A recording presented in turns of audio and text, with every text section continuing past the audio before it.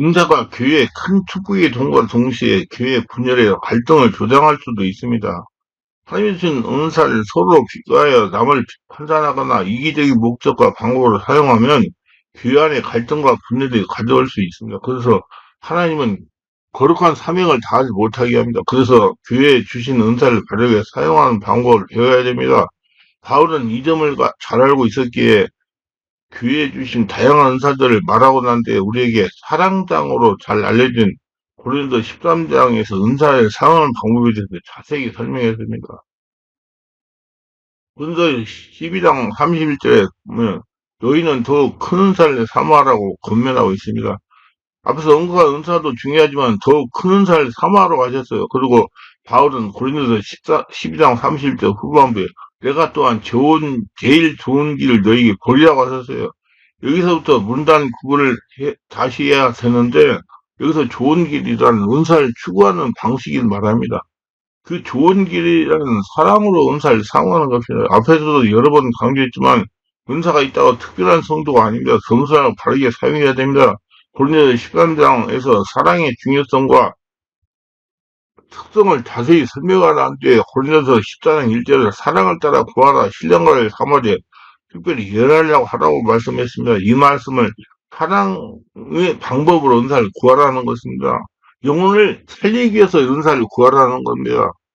살아계신 하나님을 증명하기 위해서 은사를 구하라는 겁니다. 하나님의 은혜로 주신 은사를 사랑으로 사용해야 됩니다. 하나님이 선물로 주신 은사를 자신의 일에 사용하면 안 됩니다. 또 교만하거나 무리하게 사용해서도 안 돼. 자신을 과시하기 위한 도구가 될수도 안 되고 자신 이익을 위한 도구로 사용해서도 안 됩니다. 오직 하나님의 영광과 그 나라를 위해 조심스럽게 사랑으로 사용해야 될 것입니다. 몇 년 전에 서울 사당동에서 묵회하시는 여목사님이 자칫 문제 악기를 알기 위해서 예언을 들어왔습니다.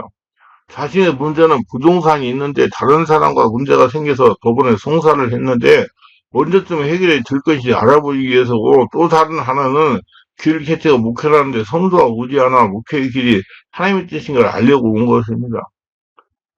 제가 이 말을 들으면서 직감적으로 느낀 건 이 여목사님이 영적인 수준이 부족하고 낮다는 것이었습니다.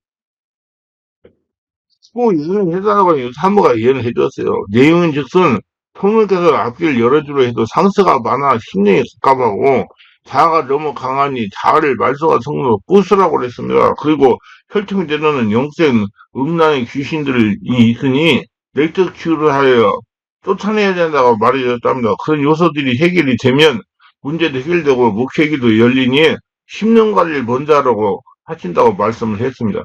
이 여목사님의 영적인 수준이 되지 않으니 모든 말이 가슴에 가시같이 박힌 것입니다. 그날 바빴는데 그냥 갔어요. 토요일날 내가 교회에 있을 때 전화가 와서 전화를 받았습니다. 전화를 받자마자 이러는 것입니다. 사모가 어떻게 목사에게 그런 얘기를 할 수가 있냐는 겁니다. 그러면서 목사님 사모님 교육 좀 단단히 시켜야 하겠습니다. 이러는 겁니다. 그때 형제 저에게 감동하시기를 악한 귀신이 너희 부부를 이완시키고 싸우게 하여 내일 주일날 예비도 못하게 하려는 악한 귀신의 미혹인이 속지 말라는 것입니다. 절대 동의하지 말고 속지 말라는 거구나. 그래서 제가 목사님 죄송합니다. 다음에 오시면 내가 좋은 말만 예언할 것입니다. 죄송합니다. 하늘같이 넓어진 아량으로 이해하세요. 정말 죄송합니다고 사과했더니 이 여목사가 그러는 겁니다. 목사님 죄송합니다. 저는 내심 목사님이 펼기려고 사무가 싸우게 하려고 작심하고 전화했습니다. 내일 주일인데 주일 예배 방해하려고 일부러 오늘 전화를 했습니다. 지금 생각하니 나의 동기가 잘못이었습니다. 용서해줘서 이렇게 귀신은 은사를 받고 특유의 사역을 할 때 공격해가지고 은사를 못하게 하니 주의하지만 안 됩니다. 그래서 성령 충만해야지. 내가 그걸 깨닫지 못했더라면 영락없이 문제가 일어날 수 있어요. 자, 성령 은사는 사모하고 기도하면 구할 수가 있습니다. 우리가 원한다고 해서 성령 은사를 주시는 건 아니라면 은사는 구해서는 안 될까요? 고린도서 12장 30절 더욱더 큰 은사를 사모하라고 했어요. 한편으로 은사는 하나님의 주권으로 선물이라 말했고 또 한편으로는 은사를 사모하라고 했습니다. 이 말씀 어떻게 이해할 수가 있을까요? 우리는 이 은사의 양면성을 잘 이해해야 됩니다. 성령께서 그의 뜻에 따라 주권적으로 은사를 주셨습니다. 하지만 우리가 구할 수 없는 것은 아닙니다. 성령은 우리 안에 사모하는 마음을 주셔서 구하게 하십니다. 예를 들어 내가 마음의 상처로 고생하는 성도를 취하고 싶어 하는 마음이 있을 때 이미 성령께서 그 마음에 사모하는 마음을 주셨기 때문에 내 책출을 잘할 수 있는 은사를 달라고 기도할 수 있습니다. 또 예언하여 예언 전도하려고 싶다면 기도하여 예언 은사가 나타나고 인도할 것입니다.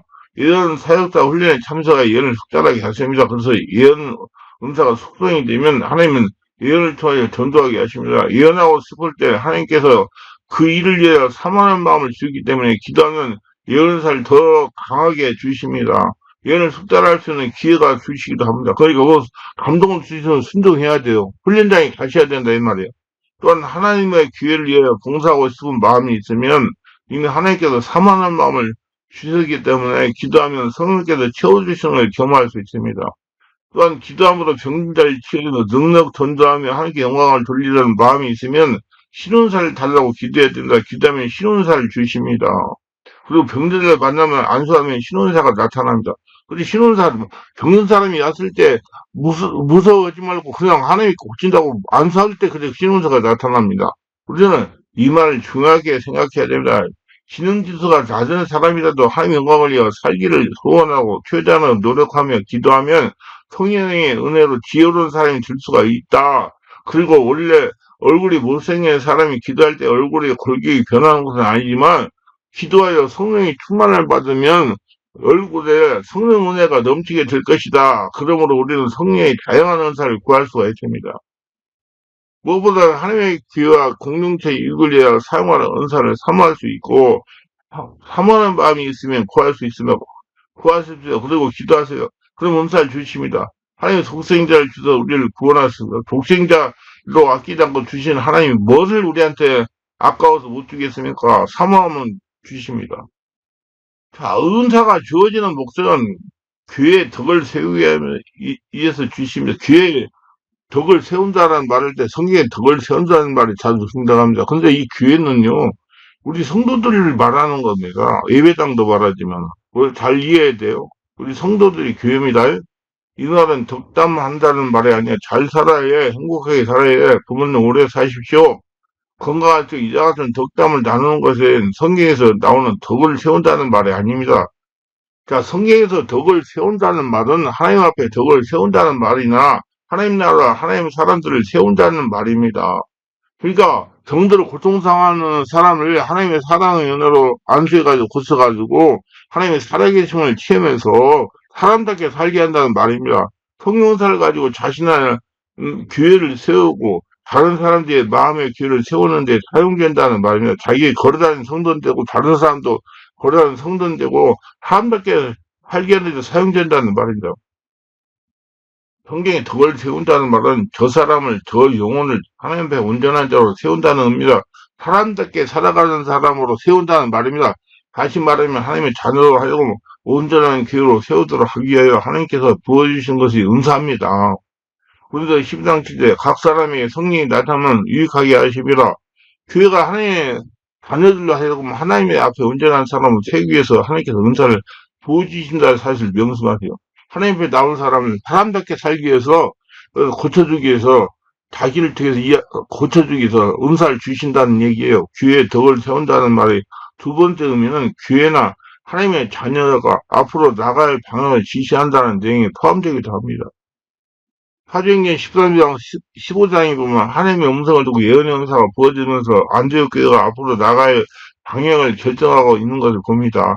안디옥 교회 선지자들이 교사가 있으니 하면서 선지자들하고 교사들이 있었다는 말은 교사는 하나님의 말씀을 제표하는 것이고 선지자는 은사를 제표하는 것이니까 십자가의 복음과 성령의 사역이 온전히 조화되고 있다는 뜻이 되겠습니다.